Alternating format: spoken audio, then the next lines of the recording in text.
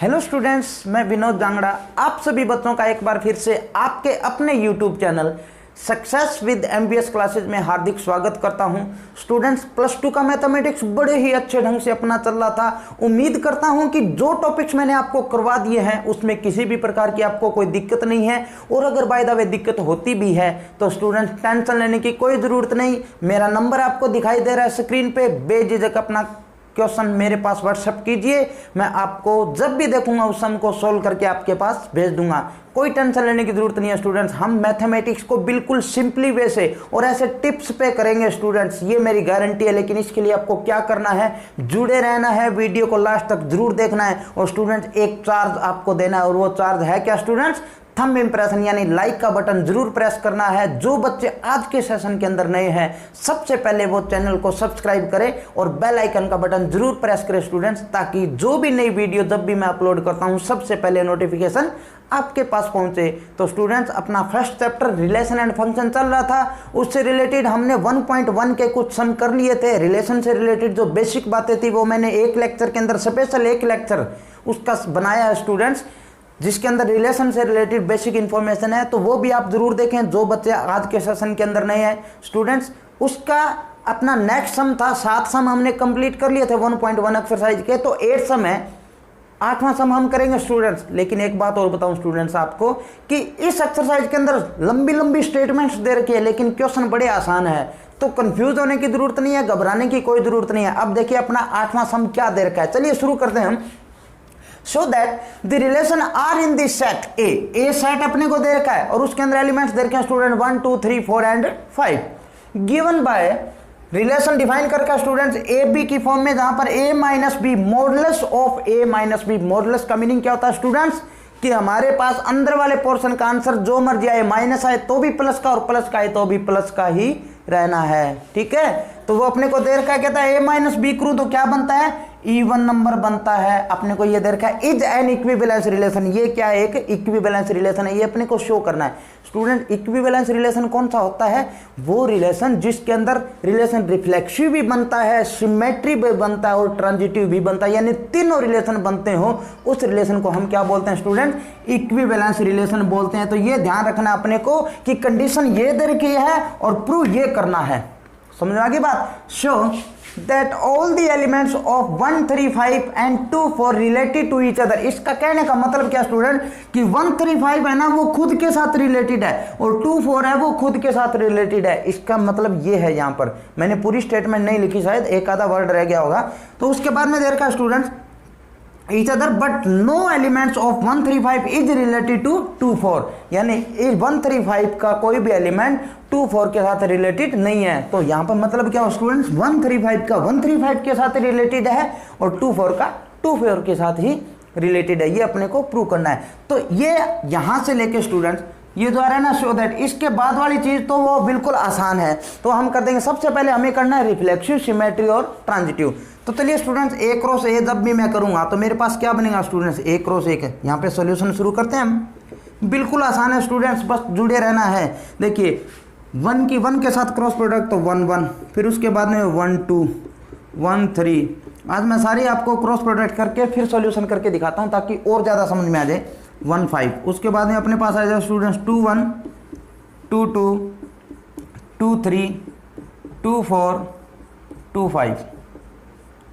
उसके बाद next students अपने पास 3, 1, 3, 2, 3, 3, 3, 4, 3, 5, 4, 1, 4, 2, 4, 3, 4, 4, 4, 5। नेक्स्ट स्टूडेंट अपने पास 5, 1, 5, 2, 5, 3, 5, 4, 5, 5। तो ये अपने पास क्रॉस प्रोडक्ट होगी स्टूडेंट्स कंप्लीट। अब हमें चेक करना है रिफ्लेक्सिव, और शो क्या करना है स्टूडेंट्स, इक्विवेलेंस रिलेशन। इसका मतलब रिफ्लेक्सिव भी बनेगा, सिमेट्री भी बनेगा और ट्रांजिटिव भी बनेगा। तो तीनों बनेंगे, बिल्कुल आसान है। देखिए कैसे, सबसे पहले रिफ्लेक्सिव चेक करते हैं। रिफ्लेक्सिव जैसे मैं चेक करूंगा स्टूडेंट, तो रिफ्लेक्सिव के अंदर हम कौन कौन से ऑर्डर पेयर उठाते थे, same order pair, same elements वाले। तो यानी 1, 1, उसके बाद में 2 2, उसके बाद में 3 3, उसके बाद में 4 4 और उसके बाद में 5 5। हर एक एलिमेंट्स, इसके अंदर जितने भी एलिमेंट्स हैं ना, सारों के सेम सेम वाले उठाने हैं अपने को। समझ में आ गया बेटा बात? अब देखिए मैं इस पे कंडीशन अप्लाई करवाता हूं, कौन सी? ए बी की फॉर्म में, जहां पर ए माइनस बी करूं तो मेरे पास क्या आना चाहिए? Even number. तो देखिए 1 माइनस 1 करूंगा तो क्या आएगा स्टूडेंट्स? 0। 0 इवन होता है कि नहीं होता? होता है। कंफर्म है, 2 से डिवाइड होगा, यानी 2 से डिवाइड होता है वो कौन सा होता है? Even number. 2 माइनस 2 ये भी 0, 3 माइनस 3 ये भी 0, 4 माइनस 4 ये भी 0, 5 माइनस 5 ये भी 0। यानी हर एक एलिमेंट्स जो अपने पास ऑर्डर्ड पेयर देगा वो गिवन कंडीशन को सेटिस्फाई करेगा। तो आप लिखोगे इट इज रिफ्लेक्सिव। रिफ्लेक्सिव क्यों students? Because A satisfied given condition. Given condition को क्या कर रहा है स्टूडेंट्स? ये सेटिस्फाई कर रहा है। तो ये अपने पास क्या बन जाएगा? रिफ्लेक्सिव बन जाएगा। फॉर ऑल, यहां पे ये भी लिख सकते हो, फॉर ऑल एक्स या A belong to A belong to A जो है स्मॉल ए, इसका मतलब ये एलिमेंट्स अंदर वाला कोई भी हो सकता है, और ए बिलोंग किया ना तो इसका मतलब ये सेट ए के अंदर जो भी एलिमेंट्स है वो सारे के सारे गिवन कंडीशन को सेटिस्फाई करते हैं। इसलिए ये अपने पास कौन सा बनता है स्टूडेंट्स? कौन सा रिलेशन बनता है? रिफ्लेक्सिव रिलेशन बनता है। समझ में आ गया बेटा? उसके बाद में हम नेक्स्ट करते हैं सिमेट्री। और सिमेट्री के अंदर क्या था बेटा? एक ऐसा ऑर्डर्ड पेयर होगा जो गिवन कंडीशन को सेटिस्फाई करेगा। तो देखिए मैं एक इसके लिए सिमेट्री के लिए क्या करता हूँ, एक ऐसा ऑर्डर्ड पेयर उठा लेता हूँ बेटा जो कंडीशन को सेटिस्फाई करना है। अपने को पहले वो ऑर्डर्ड पेयर उठाना है। तो देखिए 1 2, 1 माइनस में 2 करेंगे, आंसर कितना है स्टूडेंट्स? माइनस का 1। इसका मतलब ये कंडीशन को सेटिस्फाई नहीं करेगा। 1 3 देखता हूँ, 1 माइनस 3 करूँ, आंसर कितना आएगा? माइनस का 2। और माइनस का 2 इवन नंबर बनता है कि नहीं बनता? बनता है। इसका मतलब ये गिवन कंडीशन को सेटिस्फाई करेगा। अब मैं इसका उल्टा देखता हूं स्टूडेंट, 3 1। सबसे पहले तो देखो इस पूरी क्रॉस प्रोडक्ट के अंदर 3 1 है कि नहीं है? ये पड़ा 3 1 है ना। अब देखो ये गिवन कंडीशन को सेटिस्फाई करता है कि नहीं करता? 3 माइनस 1 करूंगा तो आंसर कितना आएगा स्टूडेंट? प्लस का 2। और प्लस का 2 इवन नंबर होगा कि नहीं होगा? होगा। इसका मतलब ये भी गिवन कंडीशन को सेटिस्फाई कर रहा था। ये तो ऑर्डर्ड पेयर हमने उठा लिया, ठीक है। उसके बाद में ये ऑर्डर्ड पेयर हमने उठा के देखा कि क्रॉस प्रोडक्ट में है कि नहीं है? था। फिर हमने इस पे कंडीशन अप्लाई करवाई। कंडीशन अप्लाई करने के बाद में हमें पता चला कि ये कंडीशन को सेटिस्फाई करता है। इसलिए ये क्या बन गया स्टूडेंट्स? अपने पास सिमेट्री रिलेशन बनेगा।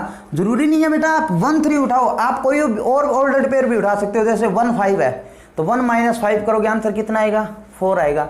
माइनस का 4 आएगा, लेकिन मॉडुलस है तो प्लस का 4 बन जाएगा, इवन बनेगा ना। ऐसे ही 5 1 भी देख लो तो 5 1 ये रहा, ये भी कंडीशन को सेटिस्फाई करेगा। अब आप ये बोलोगे स्टूडेंट कि सर हमने 1 4 क्यों नहीं उठाया, 2 1 क्यों नहीं उठाया, सॉरी 2 1 क्यों नहीं उठाया? उसके बाद में आपसे पूछ लिया जाए 2 3 क्यों नहीं उठा रहे, 2 5 क्यों नहीं उठा रहे? वो इसलिए नहीं उठा रहे बेटा क्योंकि अपने को सिमेट्री के अंदर चेक करना है। सबसे पहले तो एक ऐसा ऑर्डर्ड पेयर जो कंडीशन को सेटिस्फाई करता है, चेक नहीं करना। पहले कंडीशन सेटिस्फाई करने वाला ऑर्डर्ड पेयर उठाना है। तो वही ऑर्डर्ड पेयर उठाऊंगा जो कंडीशन को सेटिस्फाई करेगा, फिर उसका उल्टा हमें चेक करना है। तो हमने उल्टा चेक किया, वो गिवन कंडीशन को सेटिस्फाई करे तो सिमेट्री है। समझ में आ गई बात? इसलिए हम वो ऑर्डर्ड पेयर नहीं उठा रहे जो आपके मन में कंफ्यूजन थी। उसके बाद में अपने पास आता स्टूडेंट्स ट्रांजिटिव। अब मैं स्टूडेंट बात वही बोल रहा हूं दोबारा। ट्रांजिटिव के अंदर क्या है? सिमेट्री के अंदर एक ऑर्डर्ड पेयर उठाया था, इसके अंदर हम कितने उठाएंगे स्टूडेंट? 2 ऑर्डर्ड पेयर उठाएंगे जो कंडीशन को सेटिस्फाई करेंगे।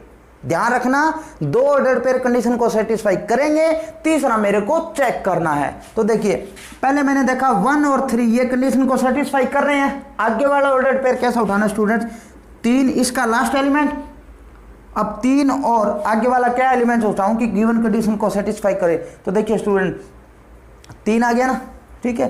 अब 3 5 ये देखिए 3 5 अगर मैं उठाऊं तो 3 माइनस 5 क्या बनेगा स्टूडेंट? माइनस का 2 बनेगा ना। ये भी गिवन कंडीशन को सेटिस्फाई करेगा, यानी ये ऑर्डर्ड पेयर गिवन कंडीशन को सेटिस्फाई करता है, ये भी गिवन कंडीशन को सेटिस्फाई करता है। अब मेरे को चेक करना है कि इसका तो फर्स्ट एलिमेंट और इसका लास्ट एलिमेंट इसमें है कि नहीं है। देखो 1 5 चाहिए तो 1 5 ये है ना। अब मैं चेक करता हूं स्टूडेंट्स कि गिवन कंडीशन को ये सेटिस्फाई करता है कि नहीं करता। तो 1 माइनस 5 करूंगा, आंसर कितना आएगा स्टूडेंट्स? माइनस का 4 आएगा ना।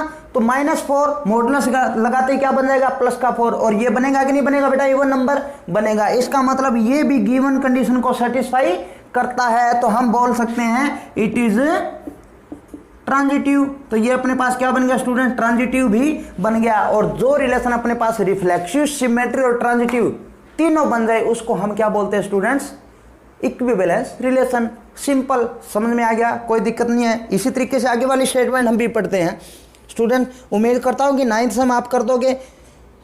11th सम देर का स्टूडेंट, शो दैट, आपको सामने दिखाई भी दे रहा होगा बेटा स्टेटमेंट क्या दे रखा है कि show that the relation R in the set A of point in a plane given by r is equal to p and q. Distance of point p from the origin is same as the distance of point q from the origin is an equivalence relation. Further show that the set of all points related to the points p 0 0 is the circle passing through the p with origin as center. बिल्कुल simple है student. Sorry इसमें एक part और रह गया था वो बता देता हूँ स्टूडेंट। देखिए 1 3 5 और 2 4 ये आपस में रिलेटेड है। कैसे, देखो 1 - 3 करूंगा तो आंसर -2 आएगा, इवन बनेगा।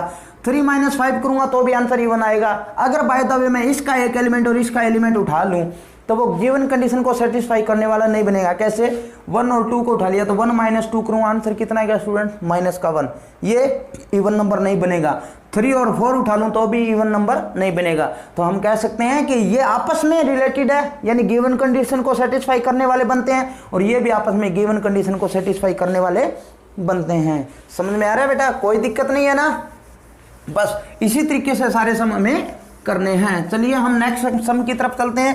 कहता है कि एक प्लेन है, उसमें अपने पास पॉइंट्स दे रखे हैं और अपने को ऑर्डर पेयर उठाने हैं स्टूडेंट्स पी क्यू की फॉर्म में, जहां पर पी और क्यू रिलेशन डिफाइन कर रहा है कि सेम डिस्टेंस है कहां से, ओरिजिन से। अब स्टूडेंट्स मान लो आपके पास ये प्लेन था, ये हमने उसका ओरिजिन मान लिया, तो ये अपने पास पॉइंट्स पड़े हैं। अब अपने को नहीं पता बेटा कौन सा पॉइंट कहाँ है, कौन सा पॉइंट कहाँ है, जो मर्जी पॉइंट्स हो अपने को कोई लेना देना नहीं है।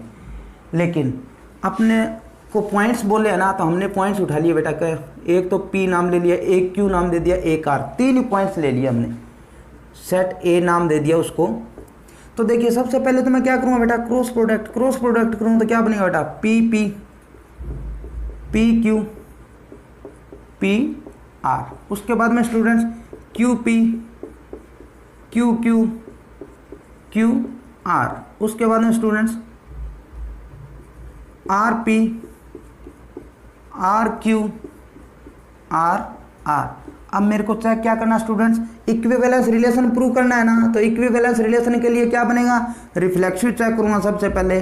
तो रिफ्लेक्सिव मैं यहाँ पर लिख देता हूँ स्टूडेंट, रिफ्लेक्सिव। और बेटा यहाँ पर मैं क्या कर देता हूँ, पहले लिख देता हूँ रिलेशन क्या डिफाइन कर रखा है, पी क्यू की फॉर्म में अपने को उठाना है। पी क्यू की फॉर्म का मतलब ये पी क्यू नहीं है बेटा, ये पॉइंट्स है। कहता है मान लो मैं यहाँ पे ऐसे लिख दूँ एक्स वाई की फॉर्म में उठाना है, जहाँ पर x and why have same distance from origin से क्या स्टूडेंट्स, सेम डिस्टेंस दे रखा अपने को। तो देखिए रिफ्लेक्सिव के लिए मेरे को चेक करना है, तो पी क्यू आर ये हमने ऑर्डर पेयर उठा लिए। कोई भी देखो जितने पॉइंट्स होंगे उतने ये सेम एलिमेंट्स वाले ऑर्डर पेयर बनेंगे। अब देखिए मेरे को चेक करना स्टूडेंट्स कि एक्स वाई की फॉर्म में जहां पर सेम डिस्टेंस होना चाहिए। तो अब देखो मान लो ये मेरे पास बेटा पॉइंट है पी, जैसे ये पी पॉइंट की बात है, पी पॉइंट, तो दूसरा भी तो पी पॉइंट ही है। मान लो इस ओरिजिन से यहां तक का डिस्टेंस 5 सेंटीमीटर है, तो इसी को अगर मैं दोबारा चेक करूं तो 5 बना कि नहीं बना, इसका मतलब इस P का और दोबारा P देखूं तो सेम डिस्टेंस बनेगा ना।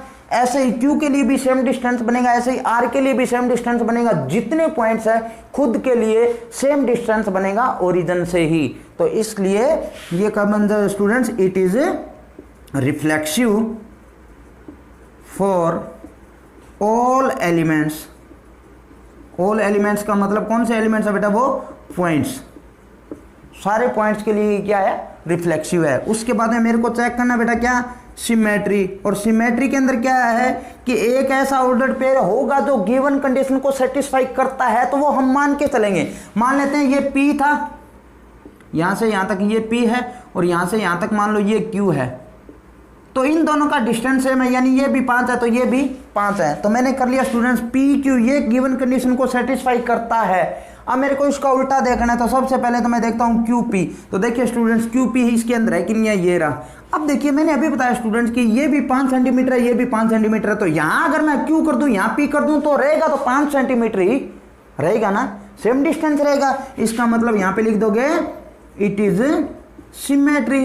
ये अपने पास क्या बन गया बेटा, सिमेट्री। उसके बाद में ट्रांजिटिव, और ट्रांजिटिव के लिए क्या था बेटा, दो गिवन कंडीशन को सेटिस्फाई करते हैं ऑर्डर्ड पेयर। तो मैंने मान लिया बेटा P Q कंडीशन को सेटिस्फाई करता है, Q R कंडीशन को सेटिस्फाई करता है। मेरे को देखना है P Q सबसे पहले तो उसके अंदर है कि नहीं है। तो मान लो ये P भी 5 सेंटीमीटर था, ये Q 5 सेंटीमीटर है, और एक अपने पास ये भी देखो P और Q का डिस्टेंस सेम है, Q और R का भी डिस्टेंस सेम है, तो P और R का डिस्टेंस सेम होगा कि नहीं होगा, होगा ना। तो इसका मतलब ये अपने पास ट्रांजिटिव भी बनेगा। तो इस तरीके से अपने जो पॉइंट्स दे रखे थे उन पे अगर मैं रिलेशन फाइंड करूं, कौन सा relation, x and y have same distance from the origin, तो ये अपने पास कौन सा रिलेशन बनेगा बेटा, इक्विवेलेंस रिलेशन बनेगा। समझ में आ रहा है, कोई दिक्कत नहीं है ना। इसी तरीके से आप ट्रायंगल वाला दे रखा आपको, 12th sum show that the relation R defined on the set all triangle T1 T2 T1 is similar to T2। ये अपने को दे रखा स्टूडेंट, ट्रायंगल दे रखी है, 3 ट्रायंगल ले ली, ये फर्स्ट है, ये सेकंड है, ये थर्ड है।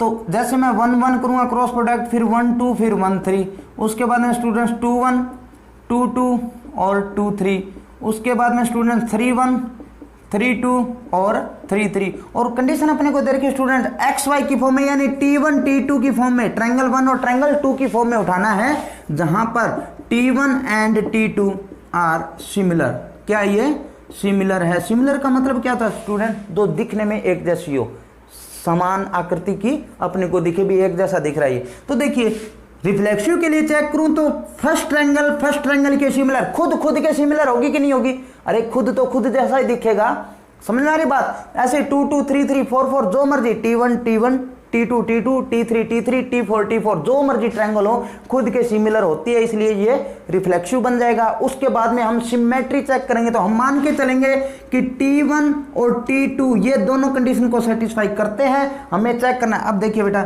ये मान लो मेरे पास T1 है और ये मेरे पास इधर वाली साइड ये ट्रायंगल T2 है, तो ये मैं कहता हूं कि सिमिलर है। इसको इधर और इसको इधर लिख दूंगा तो भी तो सिमिलर ही रहेगी, एक जैसी दिखेगी ना। भी T1 की जगह T2 लिख दूं, T2 की जगह T1 लिख दूं तो भी सिमिलर रहेगी, तो कंडीशन सेटिस्फाई होगी। ऐसे ही सिमेट्री और ट्रांजिटिव हो जाएगा, तो हम बोल देंगे इट इज इक्विवेलेंस रिलेशन।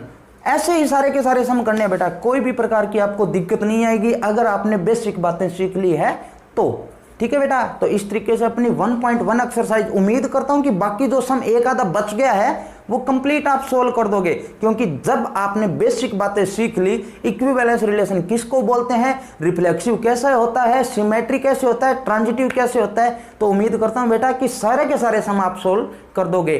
कल आपके लिए नई एक्सरसाइज लेके आऊंगा 1.2, और उससे पहले एक स्पेशल लेक्चर होगा स्टूडेंट्स फंक्शन से रिलेटेड, फंक्शन और उसके टाइप्स और उसकी क्या क्या कंडीशंस है, उसकी बेसिक प्रॉपर्टीज क्या है, वो कल वाले लेक्चर के अंदर मैं लेके आऊंगा। स्टूडेंट्स फंक्शन सीख लेना, अगर आपको फंक्शन आ गया तो second chapter inverse trigonometry function अच्छे ढंग से आ जाएगा। आप कई बच्चे ऐसे सोचते हैं कि सेकंड चैप्टर तो हम ऐसे ही कर लेंगे सर, क्योंकि बिल्कुल आसान है वो भी, लेकिन बेटा जब तक आपको फंक्शन नहीं आएगा ना तब तक इनवर्स ट्रिग्नोमेट्री फंक्शन रट लोगे, आप दिमाग में बैठा लोगे, ऐसे होता है, लेकिन जो बेसिक बात है ना वो क्लियर नहीं कर पाओगे। तो कल मिलेंगे नए लेक्चर में, तब तक आप सभी दोस्तों का थैंक यू।